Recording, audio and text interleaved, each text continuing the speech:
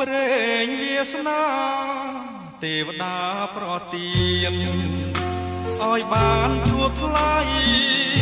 រាល់ពេលយប់ថ្ងៃស្រមៃភក្ត្រា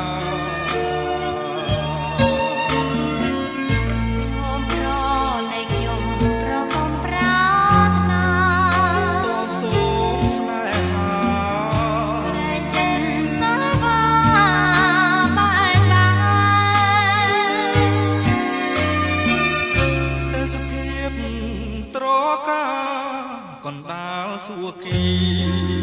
ធ្វើជាសាងសីរៀមស្មត់នឹងស្រីអត់តែកែប្រែអូជាបំដងដែលអូនបងដែរយើងរួមស្នេហ៍អូនព្រួយខ្លាចតែមិនស្មោរឿងអ្វីហេតុអ្វីឲ្យស្រីសង្ការសូមពើអរា ប្រាប់ថាដួងចិត្តបរិសុទ្ធនឹងខ្យល់អូ